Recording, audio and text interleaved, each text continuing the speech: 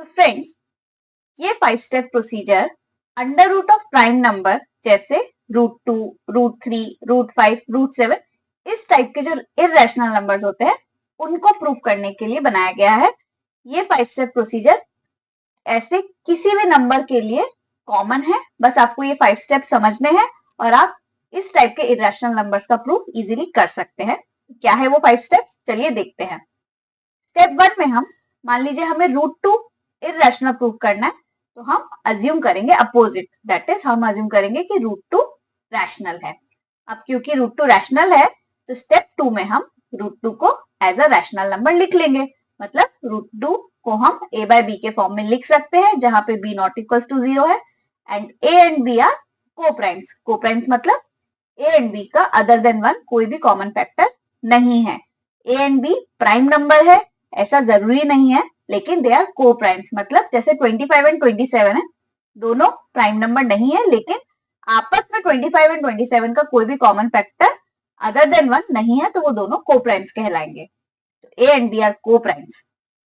तो अगर √2 equals to a by b है, b को लेफ्ट हैंड साइड ले जाएंगे तो ये हो जाएगा √2b इक्वल्स टू a।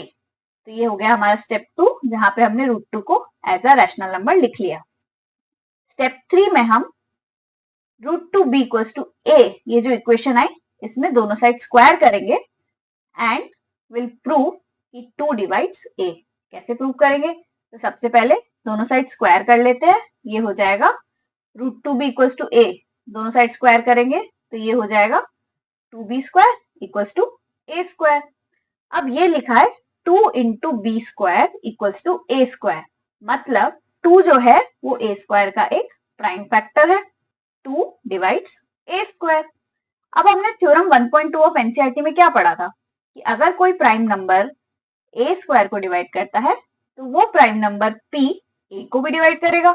मतलब अगर 2 जो है वो a स्क्वायर को डिवाइड करता है तो 2 जो है वो a को भी डिवाइड करेगा।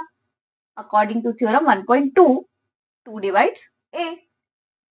तो अगर 2 a को डिवाइड करता है तो a को हम 2 into c for some integer c लिख सकते हैं। तो इस स्टेप में हमने प्रूव कर दिया कि 2 डिवाइड्स a।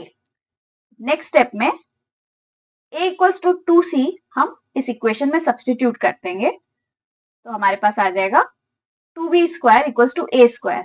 अब a स्क्वायर की जगह 2c का होल स्क्वायर आ जाएगा, ये हो जाएगा 2b square equals to 4c square. Simplify कर लेंगे, ये आ जाएगा b square equals to 2c square. अब b स्क्वायर क्या है? 2 इंटू सी स्क्वायर। मतलब 2 जो है वो b स्क्वायर को डिवाइड करता है और 2 b स्क्वायर को डिवाइड करता है, तो इस थ्योरम के हिसाब से 2 b को भी डिवाइड करेगा। तो हेंस 2 डिवाइड्स b ऑल्सो। अब हमने स्टेप 3 में देखा कि 2 a को डिवाइड करता है, स्टेप 4 में 2 b को डिवाइड करता है। तो स्टेप 5 में हम बस कॉन्ट्रडिक्शन दिखा देंगे, a and b have at least 2 as a common factor. तो हमारा जो फैक्ट था कि a एंड b को प्राइम्स है वो गलत हो गया, और ऐसा इसलिए हुआ क्योंकि हमने जो अज्यूम किया था √2 रैशनल है वो हमने गलत अज्यूम किया था, एंड सो √2 इज इरेशनल। तो ये हो गए एकदम सिंप्लीफाइड 5 स्टेप प्रोसीजर जो आप किसी भी under root of prime number type के इरेशनल नंबर को प्रूव करने में यूज कर सकते हैं। एक बार जल्दी से देखते हैं हमने क्या सीखा। स्टेप 1 में हम अपोजिट अज्यूम किए। स्टेप 2 में हमने जो अज्यूम किया था कि √2 रैशनल है उसे एज अ रैशनल नंबर लिख दिया।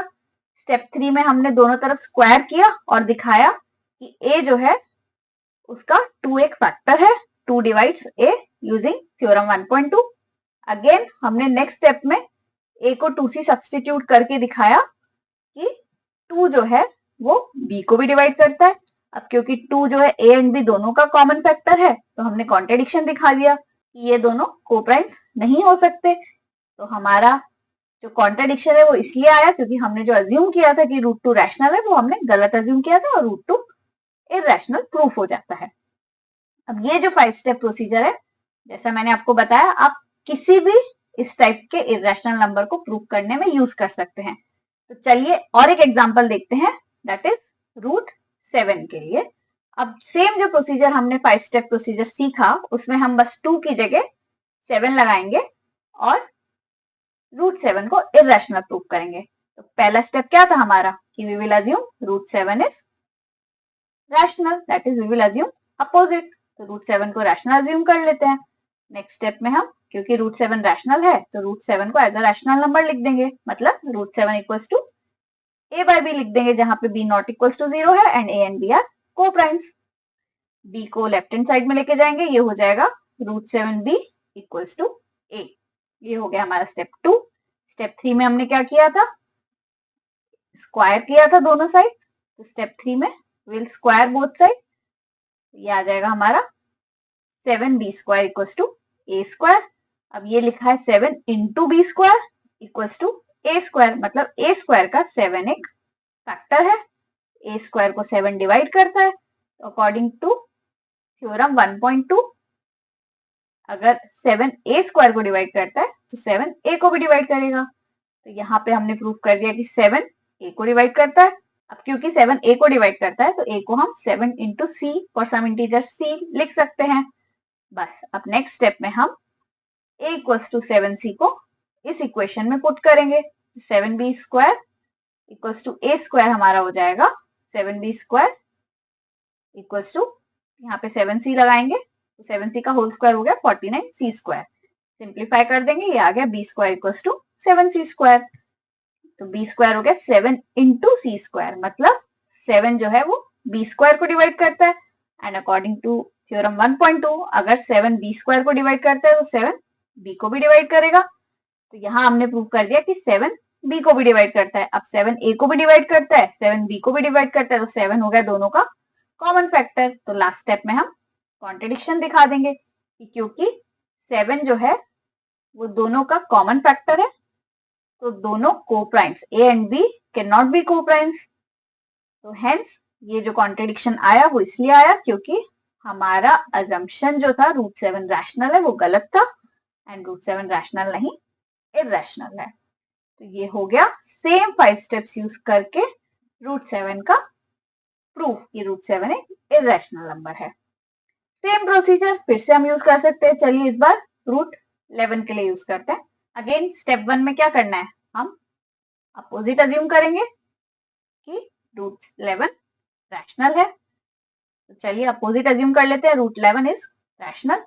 अब क्योंकि रूट 11 रैशनल है तो रूट 11 को हम as a rational number that is a by b के फॉर्म में लिख लेते हैं, where b is not equals to 0 and a and b are को प्राइम्स।